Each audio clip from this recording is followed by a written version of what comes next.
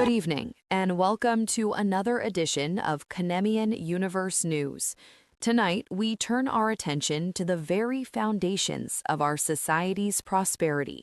A new report from our correspondent specializing in business and technology, Suzanne Tur, reveals that the brilliant light of Orpheus City is powered not by ingenuity, but by shadows and the institutionalized misery of countless beings.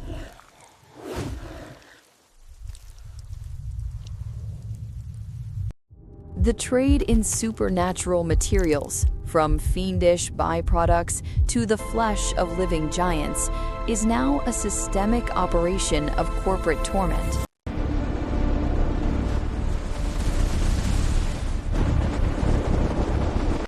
For more on this, we go live to our reporter in the field. Thanks, Nina. The supernatural materials market, a cornerstone of Orpheus City's economy, has hit record highs.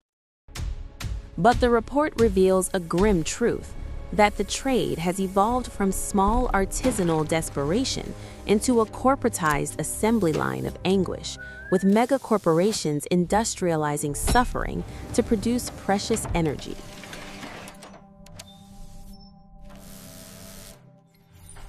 We'll be back in 15 seconds.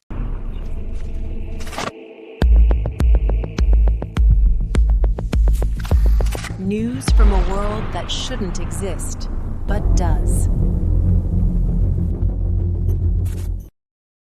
It details how the flesh of living stone giants is now a traded commodity, and how complex supply chains mask systemic abuse, raising critical questions about accountability in our financial hub.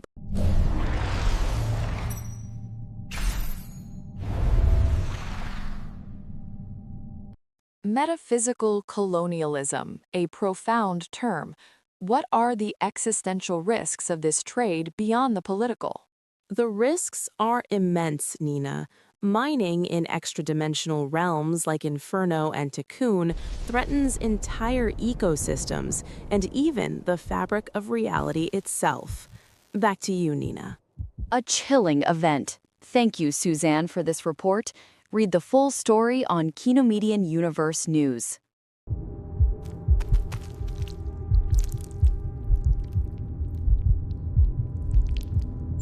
But if you'd prefer to hear the full story, here's the audio version, podcast style, so you can experience it firsthand. Let's begin. The Price of Power, Harvesting Misery in the Supernatural Materials Market by Suzanne Tur. Behind Orpheus City's luminous facades lies a shadow economy. The bustling stock market thrives on the trade of supernatural materials, substances whose extraction fuels both technological marvels and Elioid misery. This report investigates how fiends, giants, and geopolitics intersect in an industry built upon exploitation, suffering, and fragile accountability. Today, the Orpheus City stock market opened with record highs for supernatural commodities. Demand for fiendish metals, giant byproducts, and crystallized energy has never been greater. Yet, the methods by which these materials are obtained mirror the darkest practices of the rare mineral trade, particularly cobalt. What began as small-scale artisanal harvesting has transformed into an industrial system where megacorporations weaponize suffering as a resource. This report explores how the market evolved, why the Euthonian Union tolerates it, and how Orpheus City has become both crucible and profiteer of misery. Background and context. Supernatural materials are no mere curiosities. Each is a substance charged with arcane potency. Yliaster enhances charismata. Mithril dampens magical influence. Orichalcum amplifies spells.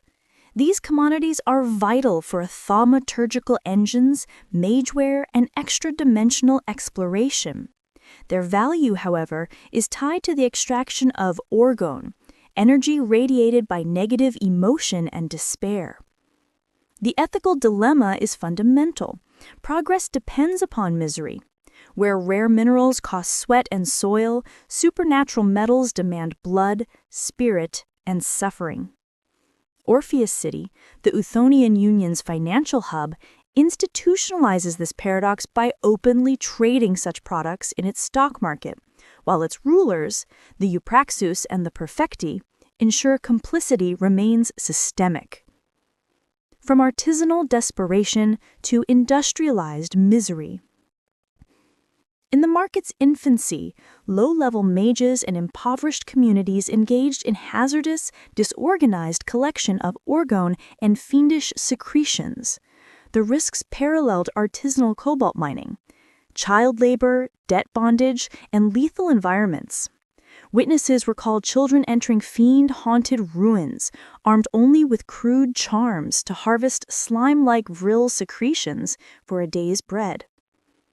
As demand surged, megacorporations replaced artisanal gatherers. Nuit Macroengineering and YEQON established extraction sites across Yesh and Tikkun, deploying homunculi, nanite swarms, and enslaved workers to industrialize the harvest. Their efficiency came at a brutal price: systemic slavery, corporate slave cloning programs, and industrialized torment engineered specifically to produce orgone. What was once opportunistic suffering became an assembly line of despair. Giants and the commodification of flesh. The entry of the giants, stone titans like the Yliaster, added another grotesque dimension. Cerania, their byproduct, neutralizes fiendish metals and is vital in stabilizing thaumaturgical engines. Mining these colossi means harvesting fragments of their very bodies, often while the giants still live. Sources describe corpse rights auctions in Orpheus City, where ownership of a giant's organs or lingering consciousness is traded like livestock futures. The geopolitical implications are severe. Nations compete over access to giant remains, with the Euthonian Union frequently accused of covert raids against rival holdings. The flesh of titanic beings has become both weapon and currency, entrenching a new cycle of metaphysical colonialism. The shift from local extraction to inter-realm exploitation echoes imperial expansion. Tikkun's conceptual landscapes are strip-mined for ideas incarnate, Agartha is riddled with phantom mines, and Inferno, an impossible sun surface pulsing with agony, is tapped for Ramiel, crystallized lightning. Every expedition carries existential risk. Crews vanish into non-Euclidean storms, automata return corrupted, and entire colonies dissolve into paradox. Still, the profits outweigh the risks. Biachki blood adamantite trades higher than platinum. Invisible batrachite with its anti-gravitational potential underpins new generations of sky cities. The more perilous the realm, the higher the valuation on Orpheus City's boards. Fallout and implications. The market's expansion has birthed systemic consequences. Systemic exploitation. Slave markets, especially those justified under the voluntary slavery loophole, guarantee perpetual misery for orgone harvesting. Geopolitical instability. Access to fiendish and giant resources spark conflicts between Euthonian corporations and rival cosmos, while Perfecti immunity ensure impunity at home. Environmental and existential risks. Mining in extra-dimensional realms threaten entire ecosystems and even realities themselves. Opacity. Complex supply chains mask abuses.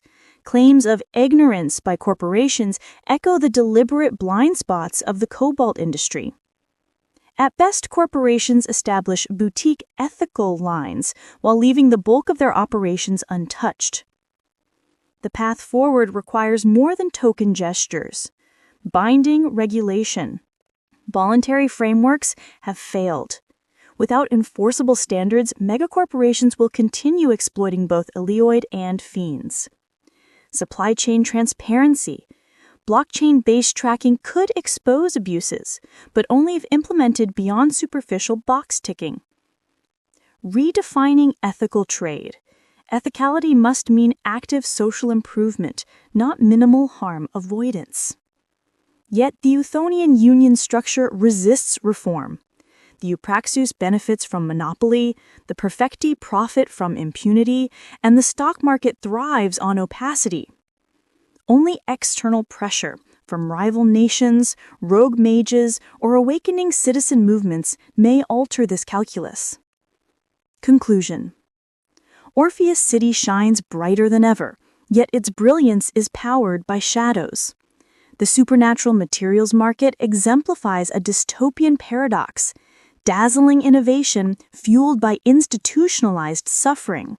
Fiends are harvested, giants commodified, and entire realms hollowed out, while profiteers in marble towers count their gains.